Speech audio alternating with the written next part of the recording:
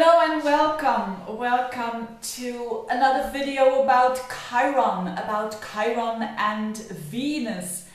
And I expect that a lot of women will recognize in what I'm going to say, not because they've got in their natal chart Venus conjunct Chiron, but just because they have a difficult Venus, or they have a Venus that has difficult aspects. So if you recognize yourself and if you say, no, I don't have Venus and Chiron in conjunction, that's probably the reason why. Now, I referred to my other two videos of the Sun conjunct Chiron and of Venus conjunct Chiron. The first 8 minutes are a bit more explanation about Chiron and about healing, so if you are interested in that. This video is particularly about the combination in a natal chart of Venus and Chiron. And I use conjunctions because these are the strongest ones, especially with Chiron. So what is this all about? Now, Chiron is about the wounded healer. It is about pain. It is about where our wounds are. And we all have it in our natal chart. We all have Chiron. You could say we are all wounded in a way, but not everyone has got Venus conjunct Chiron or in a challenging aspect with Chiron.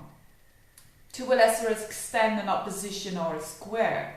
So, and Venus is of course all about love, but also about self-worth and also about our value system and beauty. So, in other words, people who've got this aspect, every time they love, or fall in love, or connect with someone, or are about to connect with someone on a loving connection, there is the wound, there is the pain, there is the recognition or the remembering of pain. And or every time that there is self-worth involved, every time that they try to become a bit more valuing themselves, there's the wound. So this is key in what is happening with people who've got this in their natal chart. It's a very, very challenging aspect, and so it is certainly not something to take it lightly. And giving some tips to this person like, oh, but you should love yourself, you should look in the mirror and everything is fine and love yourself. No, this is really not working for them. I think these people can really get angry because of that. It is something that for a lifetime they need to work on. And that is an acknowledgement that can be very important. But let's have a look on those both sides, because we've got Venus is the ruler of Taurus and the ruler of Libra. So we have to look at two things here. We have to look at Taurus and the second house, and we have to look at relationships and the seventh house. Now, if you have this Chiron with Venus, probably you will have a bit of both. But let's get started with what it is. What is it to have a Venus conjunct Chiron related to this self-worth? Now, people who've got this, it means that they can't get into terms with their Venus, period. So what are they going to do? 90% of the cases is suppressing it. Maybe 10% or 5% or even less of the cases it's overdoing of the Venus. So it can be different scenarios. It can be, let's say, this scenario of overdoing. So maybe you've got Venus conjunct Chiron, and so there is this pain going on with Venus. So what do? You overcompensate. You overvalue your looks. You 10 times in a week you go for beauty things that you want to do on yourself. I'm thinking about something, but I don't find a word. You know, it's laying under with those those lamps. I can't find a word. sun tanning or something, I don't know. And you do it in the extreme, or you start with, you think, oh, your breasts are not good enough, I'm going for a bit bigger, and then bigger and bigger and bigger, and it never ends. Or you are extremely using makeup, or extremely accentuating the feminine. And that is, of course, because the feminine doesn't feel good. It's not balanced. And so you overdo the feminine, you overdo the indulgence of the senses, you are over sensual, you are over maybe lazy, or you are, eating too much, drinking too much, seducing too much. Maybe when it's in a Venus in Scorpio, that would be not easy. Venus in Scorpio and Venus in also in Virgo, conjunct Chiron is a very tough one, because, and to a lesser extent Venus in Aries, that's more fiery. But Venus in Scorpio and Venus in Virgo is kind of tough, because let's begin with Venus in Scorpio, is already very much about scared, you could say, to open up for love. But once they do it, they kind of transform. That's the Venus in Scorpio. But what the Venus in Scorpio likes to do is seduce. So it could be that you overdo that. And I'm thinking now about that actor who's got, he played in the movie A Fish Called Wanda. What's his name? Klein. But I can't remember. And he's got Venus in Scorpio conjunct Chiron. So, of course, for a man it's different. For a man, they can attract someone who is a woman who is wounded, or a woman who does one of those two, maybe overindulging with the Venus or suppressing it. And also Marilyn Monroe actually had Venus conjunct Chiron, so we all know about her story, just to give you some clues. But so with the overindulging, it can be very self-destructive. And but I think 90 to 95% of the people who've got Venus conjunct Chiron are suppressing it. And it could be different scenarios as well. It could be like, it reminds me of that character in Absolutely Fabulous. There is this, not the woman that always says darling, darling, but the other one. And she's got a daughter. And as an audience, we kind of all know that that daughter isn't really an ugly person, but she's really suppressing all the beautiness in her. And that happens a lot with people who've got Venus conjunct Chiron. So they want it. It doesn't mean to say that they long for a beauty, but they don't accept it in their bodies. And it could be very, very difficult for them to, maybe they're not wearing any makeup. And I'm not saying that wearing makeup is okay, but I'm just trying to explain that taking care of their looks, trying to look nice, and trying to look a bit charming, that is out of the question for them, because it reminds them of the pain. And I'll talk about that in a minute. So it can mean that these people really don't love themselves, really don't think they're beautiful, and it doesn't mean to say that they are ugly. Whether they are ugly or not, it really doesn't matter. You know, you've got the Venus and the Chiron there, so it's there, so you perceive it that way. So it really doesn't matter if you look great or not. So it's really hard for them to, to put on a nice dress, for instance. They have issues with their own femininity. That's one thing. That's, you could say, the Taurus, Venus in Taurus second house stuff. So they don't have confidence in themselves, and especially in their looks. So it's not about the Mars conjunct Chiron. Mars conjunct Chiron is more about how they act, but Venus is more about your own femininity, your looks. And again, when men have this in their horoscope, they can really have actually a hate towards women, because those women have caused him pain in other situations, or even in other lives. So, or they, as I said, they attract someone who who has a lot of pain, or who has had a hard life. Because Venus conjunct Chiron means, what do we love? If we have a Venus in, let's say in Scorpio, if you have a Venus in Scorpio, you like the authenticity of people. You're not interested in the looks, actually. You are interested in the person, what's deep down inside. If you got Venus in Libra, you are interested in the beauty, in everything having its order in beauty. You are interested in art and all of that. Venus conjunct Chiron is actually attracted to pain, so it's really important to know that, and then they can heal themselves.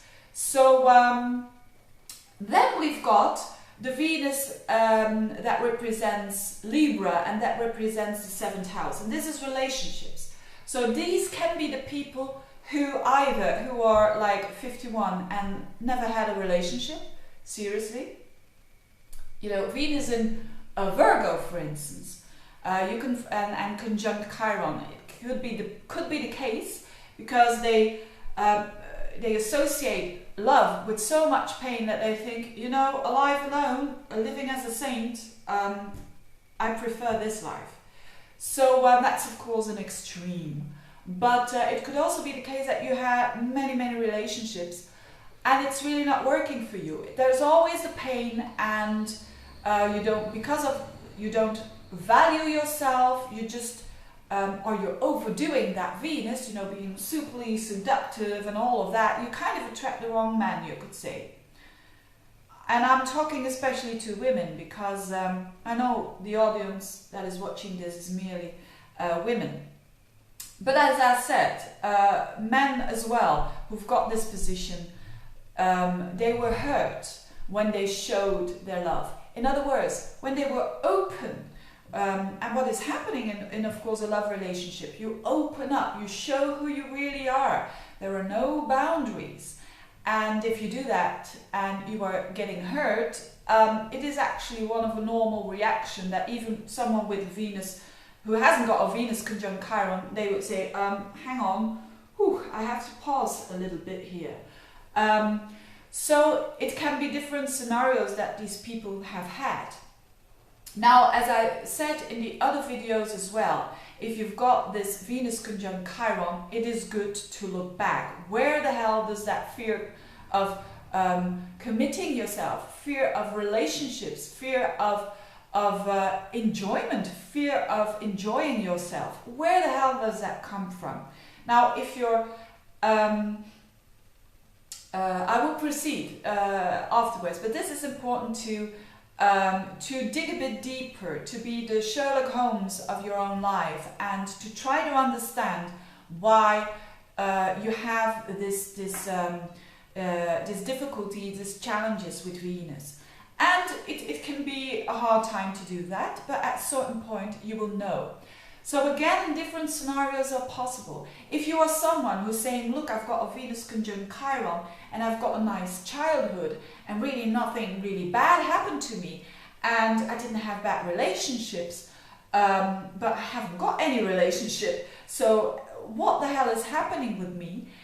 If you look at the spiritual view, which means a more broader view, it could have, of course, and if you believe in that, if you don't believe in that, don't listen to this little piece, but if you believe in that, it could have been the case that in former lives you were punished when you were loving someone, for instance, or you were punished if you enjoyed yourself, or you were abused because of the feminine side. You were abused, that part of you was abused, or you were hurt by other women, because the wound is here with women as well. It could have been that you had a terrible mom who really didn't like you to become a woman for a reason that she was hurt herself. So it could be plenty of reasons. And of course in this life you can look at your childhood. How is your relationship with your mom? Very important. And with your dad. I don't say that it is always going to be an Oedipus complex, but it is very close to here. Maybe, just maybe on an unconscious level, and I'm not talking about trying to be sexually attractive for the opposite sex and they're having trouble with it. No, it's essential when you've got, especially the Venus in the fire signs. A Venus in the fire signs wants to be noticed, wants to be special, wants to be unique.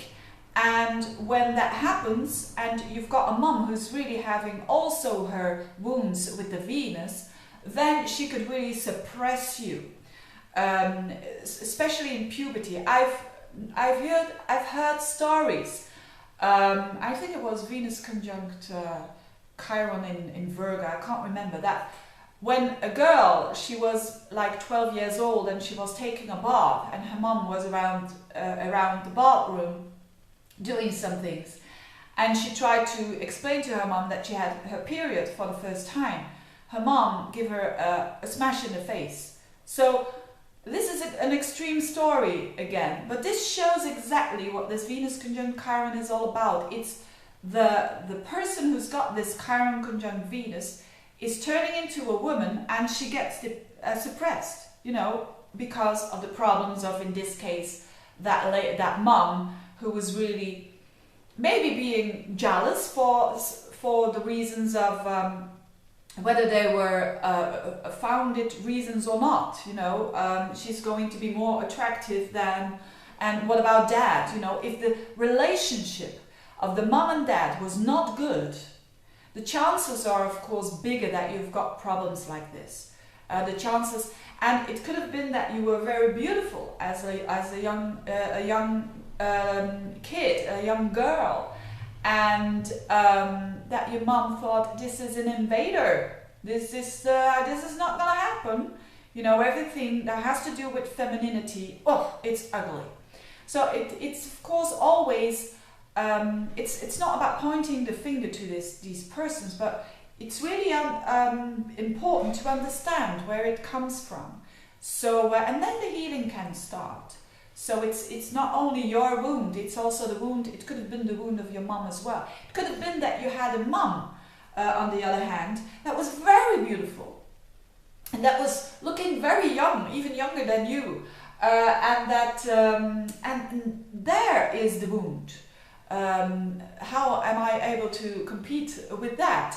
So different scenarios, of course. And as I said, when you are a man, it can have to do with, you can't get into terms with your own femininity. So you think everything that is feminine is bad and everything that is masculine is good.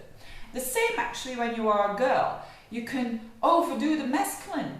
You can be very workaholic, or you become almost, you know, like I've seen people with Venus conjunct Chiron, they're like a man, right? Acting like a man, you know, sitting a bit like this, you know, like cowboy.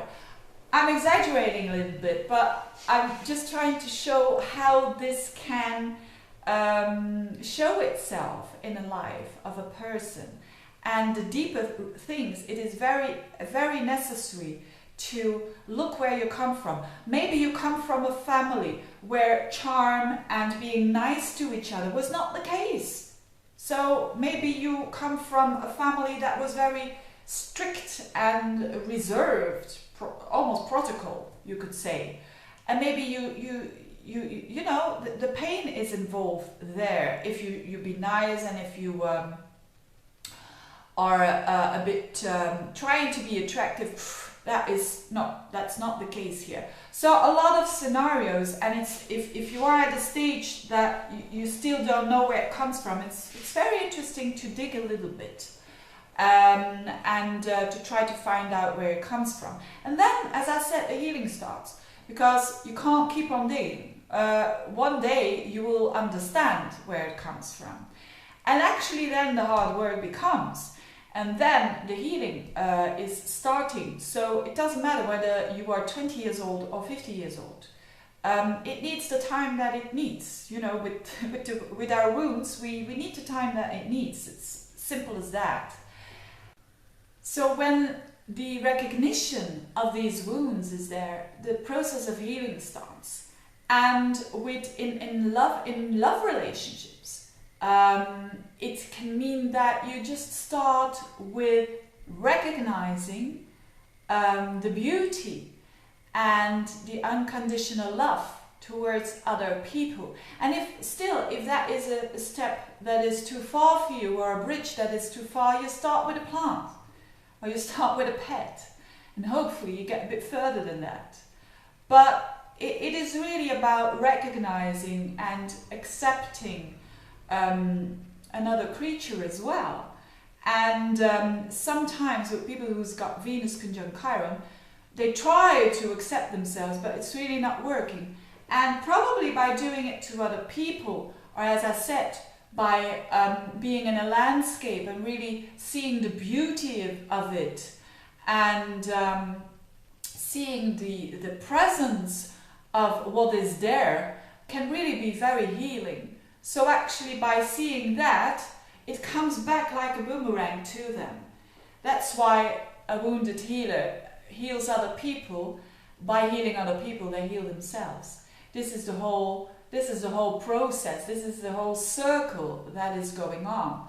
So also with not judging is a very good exercise, you could say, with people who's got Venus conjunct Chiron. And when it's a bit too difficult to not judge yourself, you know, I've got ugly this and I've got ugly that, and I'm not nothing, you know, I'm not worth of the love and everything like that. Just start with what is around you and start to try to not judge what you see around you, and try to see the beauty of it. And everyone has something beautiful, you know, even the someone who's terrible, you know, there's always something that is kind or beautiful.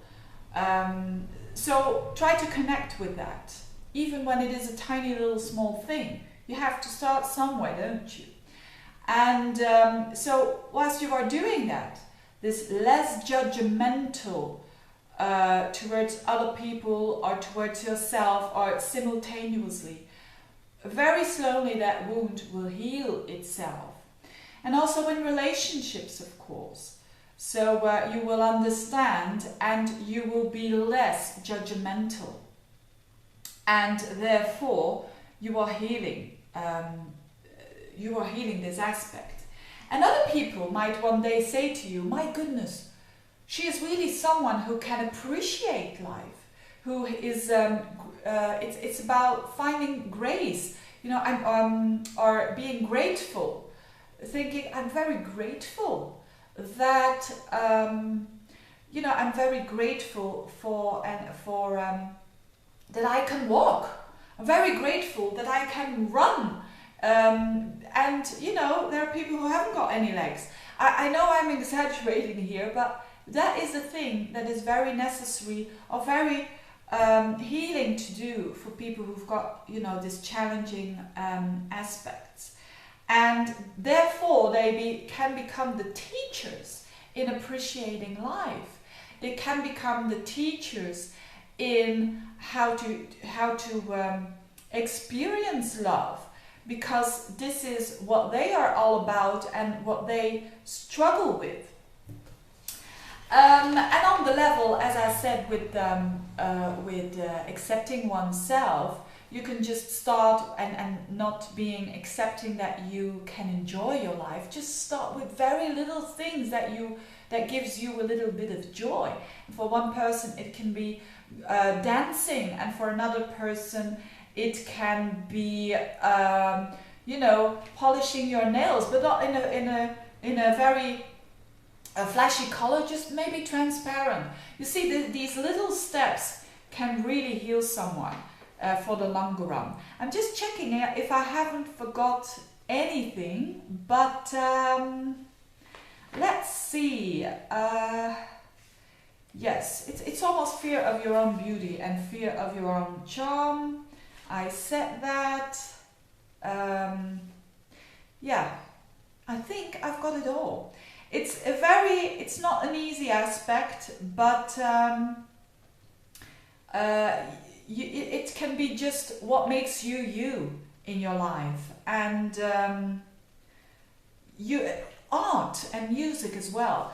Doing a job that has to do with art or that has to do with beauty can be very healing as well, because you are appreciating and recognizing the beauty in life. It is saying yes to life, which is really not the easiest thing to do for these people. So it is becoming a bit less cool, because these people can be very cool, and that can turn them into very good business people, for instance, because they have this objectivity and this coolness. So I think that's it. I hope this was helpful. I hope this gave you a little bit of understanding of what Venus and Chiron is all about. Still to come is Mercury. I think that's going to be next week. Thank you for listening and wishing you all the best. Bye.